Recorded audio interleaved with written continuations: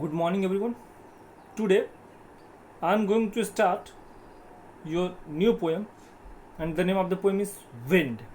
Wind मतलब हवा. So first of all, I am going to tell you the theme of the poem, and as you know that I have already told you the theme. So this poem brings out a very common idea. And what is the common idea? The common idea is that nobody cares for the weak. Even gods are on the side of those who are strong.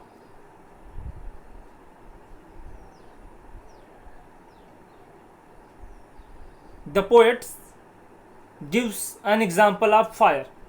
The poet says that even gods are on the side of those who are strong, and he has proved it by giving an example of fire. The poet says that if the fire is weak, the poet says that if the fire is weak, the wind at once blows it out. And if the fire is strong, and if the fire is strong, the wind adds greater power to it. So the poet gives a piece of advice to those who are weak. In this poem, the poet is giving a piece of advice to those who are weak. The poet says that they should make their heart firm. If you are weak, people will kick you. And if you are strong, the world will respect you. Everyone would bow to you. It is the way of the world. देखिए जो हमारी poem है wind, ये एक बहुत ही common idea को प्रस्तुत करती है. और वो कॉमन विचार क्या है कि nobody cares for the weak. जो वीक होते हैं, जो कमज़ोर लोग होते हैं, उनकी परवाह कोई नहीं करता. Even gods are on the side of those who are strong. Poet ने यहाँ तक कह दिया कि जो भगवान होते हैं वो भी जो लोग स्ट्रांग होते हैं, मजबूत होते हैं, उन्हीं का साइड लेते हैं. और पोर्ट ने यह भी कहा है कि किसी से दया या सहायता की भीख मांगना ये बहुत बड़ी बेवकूफ़ी है. तो पोएट अपनी बात को प्रस्तुत करने के लिए एक एग्जाम्पल देता है. मतलब पोएट कहता है कि जो भगवान है वो भी उन्हीं का साथ देते जो स्ट्रांग है. मतलब आज के समय में भगवान भी कमजोरों का साथ नहीं देते. ऐसा मैं नहीं कह रहा हूँ, ऐसा पोएट कह रहा है. और अपनी इस बात को साबित करने के लिए पोएट ने एक आग का एग्जाम्पल दिया है. पोएट ने फायर का एग्जाम्पल दिया है. पोएट ने कहा कि यदि fire, if the fire is weak, the wind at once blows it out. Poet कहता है कि यदि जो फायर होती है, आग होती है, वो कमज़ोर हो तो हवा जो विंड है उसको तुरंत बुझा देती है. जैसे आपकी जो माचिस की तीली हो गई, आप उसको जलाइए, लेकिन हवा चलती उसको क्या करती है, बुझा देती है. क्यों? क्योंकि वो जो आग है क्या है, कमज़ोर है. वो माचिस की तीली की आग क्या है, कमज़ोर है. इसीलिए हवा ने उसको क्या किया, बुझा दिया. लेकिन फिर पोएट कहता है if the fire is strong the wind adds greater power to it. लेकिन फिर पोएट कहता है कि यदि आग स्ट्रांग हो, मतलब खूब भयानक आग लगी हो, the wind adds greater power to it, तो जो विंड है वो उस आग को बुझाता नहीं है, उस आग को और शक्ति प्रदान करता है. जैसे भी ऑस्ट्रेलिया के जंगल में आग लगी थी. ऑस्ट्रेलिया के जंगल में आग लगी तो हवा ने क्या किया, उस आग को बुझाया थोड़ी. हवा के माध्यम से वो जो जंगल की आग थी वो और तेज फैल गई. तो वही पोएट कर रहा, यदि एग्जाम्पल दे, यदि आग कमज़ोर है, माचिस की तीली की तरह है, तो हवा इसको तुरंत बुझा देगी. लेकिन यदि वही आग विशाल रूप धर ले, अपने विशाल रूप में आ जाए, तो हवा क्या करती है, विंड उसकी मदद करती है. जैसे ऑस्ट्रेलिया के जंगलों में आग लगी तो आग काफ़ी स्ट्रांग थी, इसलिए विंड हवा ने क्या किया, उसकी मदद की. आग और ज़्यादा बढ़ गई, बहुत ज़्यादा विनाश हुआ. So specially in this poem the poet is giving a piece of advice to those who are weak. इस पोएम में पोएट जो कमजोर लोग हैं उनको सलाह देता है, सुझाव देता है कि आप अपने आप को मजबूत करिए, आप अपने आप को स्ट्रांग करिए, अपने आप को एजुकेटेड करिए, क्योंकि if you are weak people will kick you. Poet कह रहा है कि यदि आप कमज़ोर हैं तो लोग आपको क्या करेंगे, लात मारकर भगा देंगे। मतलब यदि आप कमज़ोर हैं तो आपको हर जगह ठोकरें खानी पड़ेगी, और यदि आप स्ट्रांग हैं तो पूरी दुनिया आपका क्या करेगी, सम्मान कहेगी। It is the way of the world, दुनिया का यही दस्तूर है, मतलब इस दुनिया की यही रीति है। यदि आप कमज़ोर हैं तो आपको दर दर की ठोकरें खानी पड़ेगी, इवन आपके फैमिली वाले भी नहीं पूछेंगे। लेकिन यदि आप स्ट्रांग हैं तो पूरा संसार आपका सम्मान करेगा। यही इस दुनिया का नियम है या दस्तूर है। So let us start the poem. चलिए पोएम स्टार्ट करते हैं। Wind come softly. Now in this poem the poet is requesting to the wind god, O god wind please blow slowly and slowly.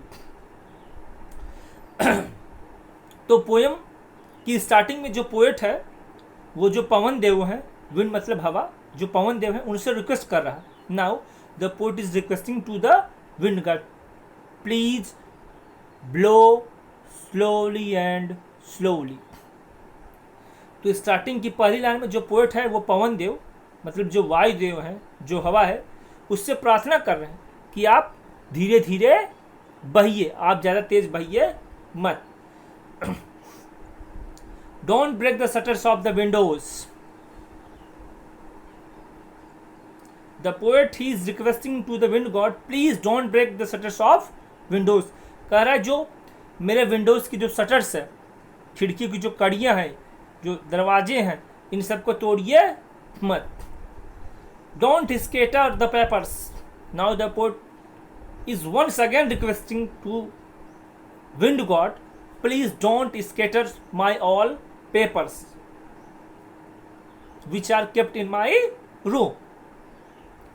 Poet फिर से request कर रहा है कि कृपया करके जो मेरे पेपर पड़े हुए हैं उसको बिखेरिए मत। Please blow slowly and slowly. कर अब मेरे पेपर को बिखेरिए मत, क्या करिए, आप धीरे ही बहिए। ओ पवन देव, ओ हवा के देवता, आए हवा तू धीरे धीरे बह। Don't throw down the books on the shelf and don't throw down my books which are laid on the shelf. और कह रहा कि मेरी बुक जो सेल्फ पर रखी हुई है, एक प्रकार की अलमारी या जिस पे टेबल में जो भी कहिए उस पर रखी है, उसके ऊपर से आप बिखेरिए मत। मतलब हवा इतनी तेज चल रही है कि ऐसे लग रहा है कि सारे सामान को क्या करेगी, वो बिखेर देगी।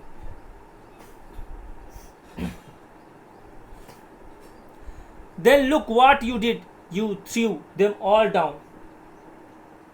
So in the starting of the line, the poet is requesting to the wind god. मैंने कहा कि पोएम की स्टार्टिंग में जो पोएट है वो पवन देव से, हवा से, विंड से प्रार्थना कर रहा था। लेकिन अब क्या हो रहा है देखिए, There looked what you did, you threw them all down. Means now the poet is saying that, oh the god of wind, see what you have done. Means you have thrown each and everything. तो poet wind god से कहता कि ये आपने क्या किया, आपने सारी चीज़ों को क्या किया है, फेंक दिया है, इधर से उधर कर दिया है। मैं तो आपसे रिक्वेस्ट कर रहा था, प्रार्थना कर रहा था, लेकिन आपने क्या किया, मेरी प्रार्थना को एक्सेप्ट नहीं किया। और जो मेरा there look what you did, आप ही देखिए कि आपने क्या किया है। You threw them all down, आपने सारी चीज़ों को क्या किया है, फेंक दिया है। इसका मतलब there is no effect of poet's request on the wind god. मतलब वो जो विंड गॉड है, जो पवन देव हैं, उनके ऊपर पोएट की रिक्वेस्ट का कोई भी प्रभाव नहीं है। मैंने बताया poet is requesting again and again, poet bar bar request कर रहा है, लेकिन जो विंड गॉड है उनके ऊपर पोएट की प्रार्थना का कोई असर नहीं है। क्यों असर नहीं है? क्योंकि उन्होंने क्या किया, पूरे सामान को बिखेर दिया। यदि पोएट की प्रार्थना का थोड़ा सा भी असर रहता तो वो पोएट के सामान को बिखेरते नहीं। You tore the pages of the books. Now the poet he is complaining to the wind god that you have torn all the pages of my books. Poet कह रहा है कि ओ पवन देवता, आपने मेरी बुक्स के सारे पेजेस को क्या किया है, फाड़ डाला है. You brought rain again and once again you have brought rain. Means you are destroying my each and everything. Poet कह रहा है कि आपने, पोएट किससे कह रहा है, विंड गॉड से. Means in this poem there is conversation between wind god and poet. इस पोएम में विंड गॉड, पवन देव और पोएट के बीच में कन्वर्सेशन हो रहा है, लेकिन यहाँ पे केवल पोएट ही कह रहा है. मतलब विंड गॉड कुछ सुन नहीं रहे हैं. मतलब बोल कौन रहा है, poet. Clear. You brought rain again. तो पोएट कहता है कि तुमने फिर से बारिश ला दी, अब फिर पूरा सामान गीला कर दोगे, तबाही कर दोगे, फसल को नष्ट भ्रष्ट कर दोगे. You are very clever at poking fun at weaklings. You are very clever at poking fun at weaklings. Now the poet, he is saying to wind god that you get fun when you disturb weak people. Poet कह रहा है कि ओ पवन देवता, ओ wind God, तुमको जो कमजोर लोग हैं उनका मजाक उड़ाना बहुत पसंद है. मतलब कह रहा है कि पवन देवता, तुमको भी जो वीक हैं, जो कमजोर लोग हैं, उनको ही सताना तुमको भी अच्छा लगता है. तुम भी उन्हीं को प्रताड़ित करते हो, तुम भी उन्हीं को सताते हो जो बेचारे कमजोर हैं. फ्रेयर क्रम्बलिंग हाउसेस, जो टूट कर गिरते हुए मकान है, तुम उनको परेशान करते हो. क्रम्बलिंग डोर्स, जो टूट कर गिरते हुए दरवाजे हैं. The doors which are weak, ऐसे दरवाजे जो वीक है उन्हीं को तुम नुकसान पहुंचाते हो. क्रम्बलिंग रैटर्स, मतलब कमज़ोर जो छतों की कड़ियाँ हैं उसको आप नुकसान पहुंचाते हो. क्रम्बलिंग वुड, जो पतली या कमज़ोर लकड़ी है उनको आप नुकसान पहुंचाते हो. क्रम्बलिंग बॉडीज़, जो बॉडी कमज़ोर है, ऐसे लोग जो कमज़ोर हैं उनको आप नुकसान पहुंचाते हो. क्रम्बलिंग लाइफ्स, मतलब ऐसे लोग जो गरीब हैं उनको आप नुकसान पहुंचाते हो. क्रम्बलिंग हर्ट्स, ऐसे लोग जो दिल के कमज़ोर हैं उनको आप नुकसान पहुंचाते हो. Means the poet is complaining to the wind god that you disturbs, you destroyed, you harm only innocent and weak people.